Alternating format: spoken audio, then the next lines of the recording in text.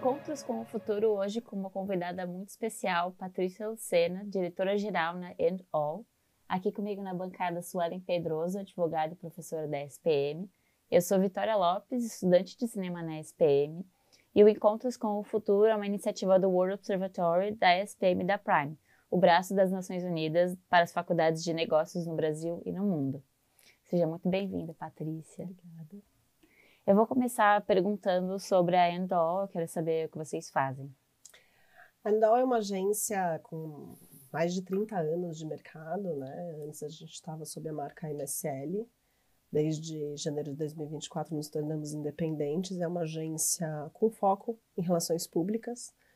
Mas eu falo que o nosso grande foco, o nosso DNA é reputação. Então a gente tem ali frentes de PR tradicional, influência, marketing de influência, redes sociais e gestão de crise, mas todas essas frentes sempre guiadas por um olhar de reputação e imagem dos clientes, né? Então, mesmo a influência, então não importa se é a gestão de crise ou se é awareness para um produto simples, o nosso foco é sempre o quanto aquilo vai reverberar e o quanto aquilo vai impactar a reputação e a imagem daquela marca.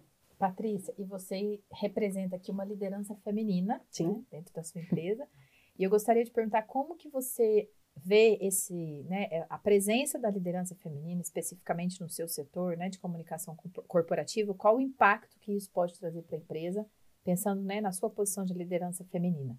O setor de comunicação como um todo, assim como o marketing, ele já é majoritariamente com uma presença forte feminina, né? Na liderança, principalmente, a gente tem grandes agências já lideradas por mulheres, né? E eu só vejo benefícios. A gente na &All, a gente já entendeu o benefício que a mulher na liderança ela traz. Por quê? As mulheres, nós temos, né, um olhar mais empático, nós somos mais inclusivas, a gente entende a importância do apoio, da rede do apoio, porque a gente vive isso desde o dia 1 na nossa vida, né? Então, a gente sempre precisou do outro, a gente sempre precisou incluir o outro, tratar o outro com respeito. Então, eu acho que isso tudo, todas essas características de empatia, de inclusão, da forma como a gente lida, a gente torna o ambiente mais colaborativo. Quando as pessoas trabalham juntas, quando elas colaboram entre elas, o desempenho e o reforço, ele vem natural. A equipe se torna uma equipe produtiva. Então, hoje na agência, eu tenho mais de quase 60% da minha liderança é feminina. Então, eu lidero a agência toda e eu tenho no meu quadro de diretores também mais mulheres do que homens. E eu vejo isso refletindo no operacional da agência. É uma equipe, hoje a gente tem uma equipe de 70 pessoas, que é uma equipe super colaborativa, que as equipes se integram entre elas, trocam entre elas, e isso eu tenho certeza que é pela liderança da mulher, de estimular essa troca, que é o que a gente faz em todas as fases da nossa vida e em todos os lugares, né? Seja pessoal ou profissional, a mulher ela tem esse jeito de lidar com pessoas mais inclusivo, mais colaborativo, mais empático. Então eu vejo um benefício muito grande.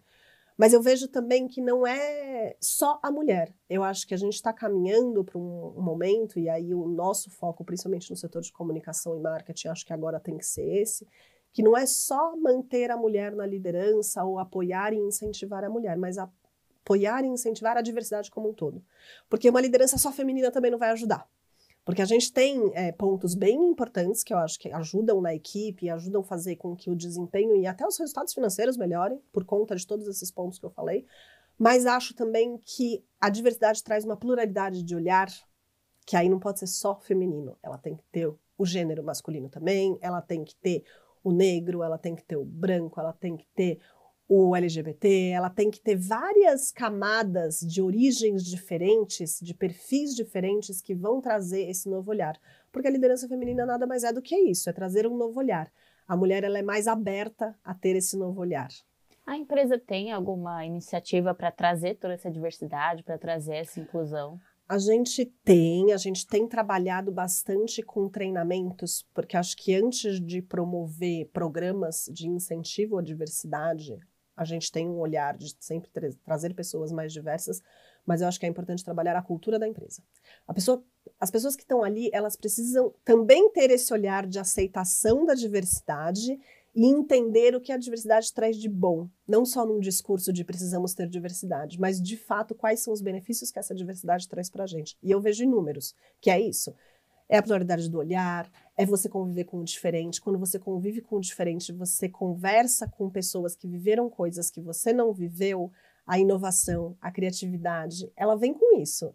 E aí o resultado é natural, entendeu? Porque você é mais inovador, você é mais criativo, porque você está saindo da sua bolha, você está convivendo com pessoas completamente diferentes e você está saindo da sua bolha. Então, o que a gente tem tentado é fazer programas de treinamento e desenvolvimento de cultura para depois a gente conseguir ampliar para programas mais estruturados, de fato trazer talentos diversos. A gente tem um olhar no nosso RH e na nossa diretoria de sempre buscar nas nossas vagas e conforme a gente vai abrindo oportunidades de ter esse olhar diverso, então seja para a mulher, seja para diversidade de origem, de raça, de qualquer outra questão, mas trabalhando muito no paralelo com as pessoas internas que já estão na casa para elas entenderem também a importância de ter essa diversidade na agência. A questão da diversidade, eu acredito que deve, né, eu tô, na verdade, te perguntando também, né, deve ter uma influência sobre como você interpreta a própria ideia do que é a reputação, né? Sim. É muito mais fácil abordar isso, já que é esse o nicho, né? Acredito que isso deve influenciar. Influencia muito, porque assim, quando eu falo de reputação, a reputação, ela é percebida de forma muito diferente, né? Existem os fatos e existem as percepções. Então, assim, a forma como você enxerga uma determinada marca, a imagem do que essa marca te traz e ela te reflete é completamente diferente do que ela me traz. Então, essa pluralidade de olhar também me ajuda nisso, porque às vezes eu estou ali montando uma estratégia com um foco, seja numa crise ou para simplesmente vender um produto, com um olhar das minhas vivências, das minhas experiências, do que eu sou hoje, do que eu já vivi. Agora, se eu trago para a mesa pessoas que viveram coisas completamente diferentes, pessoas diferentes do que eu tenha vivido, eu só vou ganhar com isso, porque ela vai me fazer provocações que provavelmente eu não vou ter pensado. E aí eu acho que a gente, voltando na liderança feminina, é justamente isso. A gente viveu, basicamente, décadas e décadas, né, sendo lideradas por homens. Quando a mulher entra nesse papel, ela traz um olhar diferenciado para onde as marcas e as empresas devem ir, para onde a sociedade deve caminhar, pontos de atenção que nunca foram olhados e agora são. E quando a gente envolve outras pessoas, outros perfis, outras origens, é a mesma coisa. Então, falar de liderança feminina é falar de liderança de raça, liderança de origem, liderança de outros nichos também que são importantes. Por isso que eu acho que é a liderança da diversidade que deveria ser tratada, sabe? A liderança do como pessoas diferentes juntas podem fazer muito melhor do que uma mulher, um homem, ou um negro, entendeu? Pessoas separadas. Não adianta eu incentivar nichos do que eu incentivar o todo mesmo.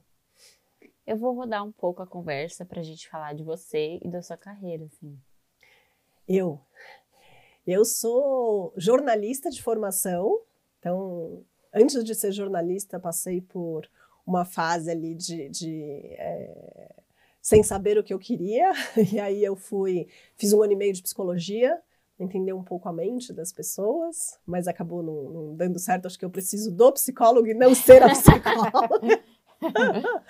E acabei indo para um mundo do jornalismo, que é um mundo que eu amo, porque eu amo escrever, sempre gostei, sempre fui daquelas pessoas de colocar as ideias no papel, e ali era um mar de oportunidades para mim. Acabei indo para o jornalismo.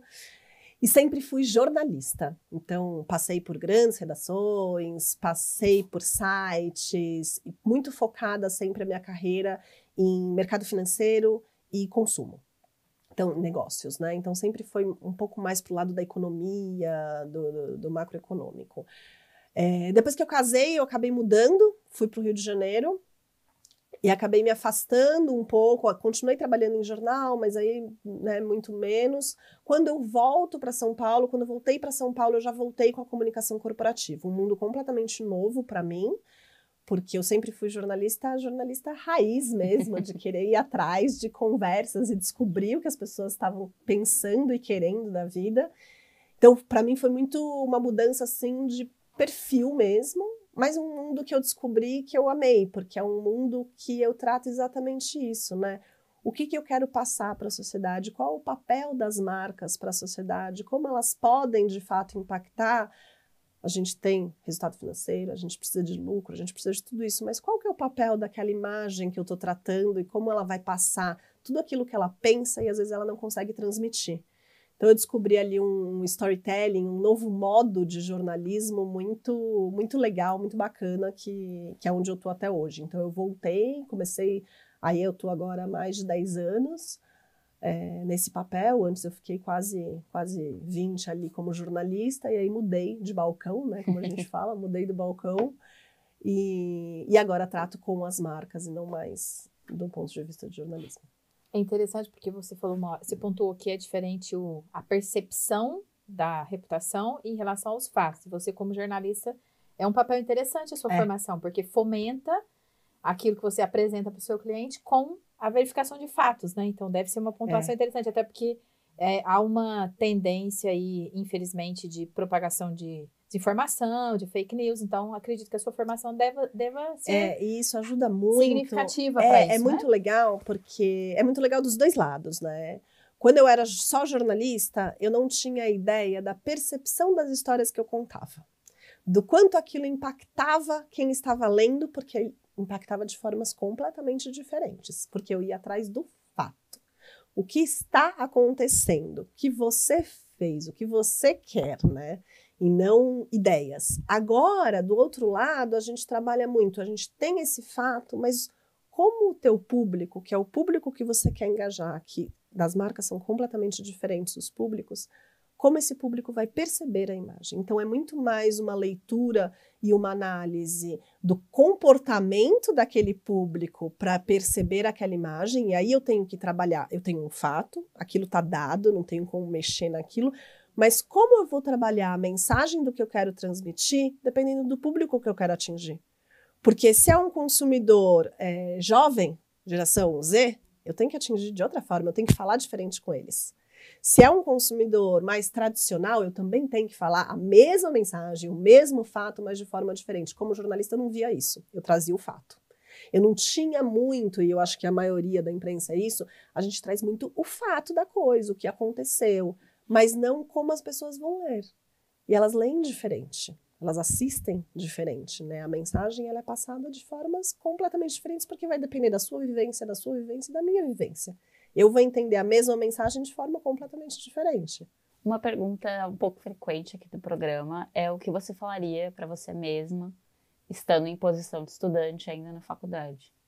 Eu acho que eu falaria para eu viver um pouco mais a prática. Senti muito falta disso. Uhum. Acho que eu falaria para a Patrícia estudante, questione mais pessoas que já estão fazendo o que você quer fazer. Uhum. Então, converse mais com essas pessoas. E aí, não na faculdade, professores, mas pessoas que estão ali, trabalhando naquele dia a dia. Eu acho que eu teria ido atrás mais de empresas, de jornais, para tentar viver um pouco daquilo antes de efetivamente entrar. E eu acho que eu passei bem por isso, porque eu mudei 2 vezes de faculdade, né? Uhum. Então, eu fiz hotelaria, depois larguei, eu trabalhei em hotelaria e fiz psicologia. Eu demorei para me achar, para me encontrar. Uhum. Por mais que a escrita tenha sempre feito parte da minha vida, eu demorei para entender que aquilo poderia ser uma carreira para mim. Uhum. E eu acho que hoje a maioria dos estudantes sofrem isso, e ainda mais nessa geração que a gente vive, uma geração que quer tudo para ontem, é uma geração ansiosa, que não tem tempo para esperar, não tem, né, não tem paciência, tem que ser tudo para agora. Eu vejo isso na agência, a gente tem grande parcela da agência são meninos agora, de 20 e poucos anos. Eles não têm paciência, eles querem tudo para ontem, eles não têm um tempo de desenvolvimento, de entender, uma paciência de crescimento. O crescimento ele tem que vir semanal ali, né? É bem mais do que era na nossa época. E eu acho que os estudantes perdem com isso, porque aí eles não querem gastar tempo pensando e analisando a fundo e tentando, na prática, ver se é realmente aquilo que eles querem. E aí acontece o que a gente mais vê, né? A pessoa entra e quando ela vai para o mercado de trabalho, puta, não é isso que eu quero, tô super frustrada, e volta, vai tentar se achar, e a gente tem ali, né? Já saiu 1 milhão de pesquisas falando que a gente tem aquele nem, né? Ele nem estuda, ele nem trabalha, porque ele ainda está tentando se encontrar. Então, eu acho que para os estudantes de hoje, mesmo para a Patrícia do passado, eu falei isso, converse mais com a prática, porque a prática, o estudo, ele sempre vai ser importante, ele vai te dar um know-how absurdo, mas você vai ver na prática como é que aquilo funciona para você. Se aquilo realmente se encaixa no que você deseja, né? Patrícia, e uma das temáticas também que são trazidas aqui para as gravações é a questão da ESG. Existe uma resistência nesse trabalho de vocês de construir as reputações das marcas, das empresas? Existe resistência ainda em relação a esse tema? E há uma estratégia específica para incluir isso como um dos temas de reputação? As empresas enxergam já a importância disso? Ou vocês precisam quebrar, às vezes, uma barreira em relação a esse assunto? A importância, ela existe, tá? O reconhecimento de que é um tema importante, ele existe. O que eu vejo muito é as empresas perdidas no que elas precisam fazer para se tornar essas marcas, né, mais focadas em ESG.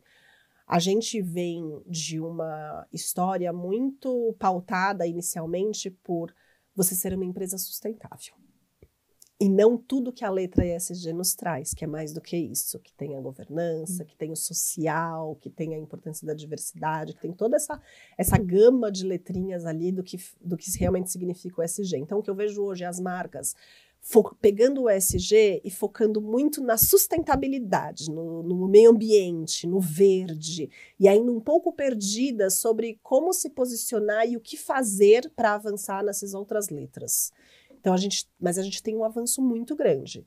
A gente tem uma preocupação em entender o que elas precisam ser, né? O que elas precisam mudar dentro das empresas para se tornarem empresas mais sustentáveis de todos os pontos de vista e não apenas do meio ambiente. Existe essa preocupação e eu acho que a gente está avançando muito.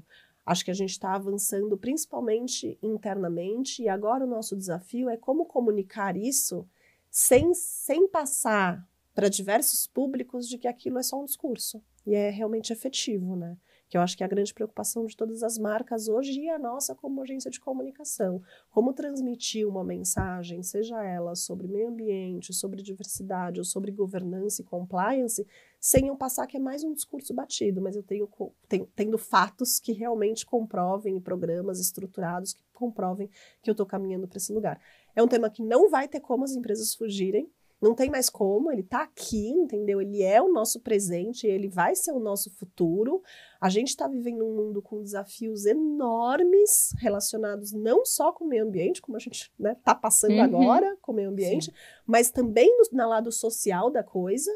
Então, assim, a empresa que não percebeu isso ainda, ela vai morrer. Ela não tem como sobreviver nesse mundo. Ela vai morrer. Eu vejo a parte do que a gente tem hoje de clientes e de marcas, as empresas muito preocupadas com isso, porque elas já entenderam que se elas não se transformarem, não se reinventarem para esse novo mundo que a gente está, elas vão morrer. E eu acho que a gente caminha aí para um momento de marcas e de empresas muito mais preocupadas com a sociedade. A gente já vive isso com bastantes marcas, e principalmente nos setores de consumo, e eu acho que a nossa tendência é que isso se alastre para todos os setores e a gente realmente tenha isso como uma pauta obrigatória ali para todas as empresas. Encerrando agora o programa, o nome é Encontros com o Futuro e ele não é à toa. A gente quer saber de tendências para o futuro, tanto da empresa quanto do setor. Olha, da Andol, eu posso dizer que a gente está trabalhando muito e investindo muito na parte de data strategy. Dados para a gente vai ser o que vai nos trazer a inovação e a criatividade do futuro. Até o momento, a gente já tem olhado para dados, as outras agências, o setor como um todo de marketing e comunicação tem olhado para a parte de dados, mas eu acho que a gente ainda não está escutando os dados como eles merecem ser escutados. O dado nos traz uma infinidade de oportunidades, de mensagens que a gente não está usando. Hoje, o marketing e a comunicação ele é muito baseado ainda na vivência e experiência dos profissionais que estão ali. Por isso, para a gente é sofrido quando a gente perde um profissional ou quando tem mudanças, né? E aí isso é o que mais tem, mudanças de profissionais, de agências para outra, é sofrido. Se a gente muda isso para o dado, O profissional que sabe ler o dado, ele se torna muito mais valioso, que ele sabe escutar o dado, ele se torna mais valioso, porque o dado é o quê? É como você reage na internet, é como você reage na televisão, é como você lê uma mensagem. Ele nos traz, são as conversas que estão tendo nas redes sociais, as simples mensagens, o dado ele lê tudo isso. E ele nos traz mensagens para a gente guiar as nossas estratégias, de fato baseada num fato, numa realidade. O dado me disse que é isso. Então, a Andol está muito... a gente está investindo e trabalhando e criando. A gente começou agora, estruturou uma área de Data Strategy e estamos investindo fortemente em ferramentas e pessoas que saibam ler dados. E eu acho que o futuro do setor como um todo é esse. Eu já vejo outras agências no mesmo caminho e eu acho que o setor de marketing e comunicação, a gente não vai mais conseguir comunicar se a gente não souber ler o dado. Vai ser... É saber o que fazer com ele, né? Saber o que fazer com ele. A gente tem que ler e saber para onde ele pode nos levar. Patrícia, foi certamente uma aula poder ouvir você aqui. Geralmente eu tô atrás das câmeras, mas foi bom participar, foi gostoso. Eu, como aluna, sempre aprendo muito. Tenho tendência a sair anotando, de costume. Que bom, que bom. E eu queria agradecer a sua presença hoje. Que bom, muito obrigada, foi ótimo. Obrigada a vocês.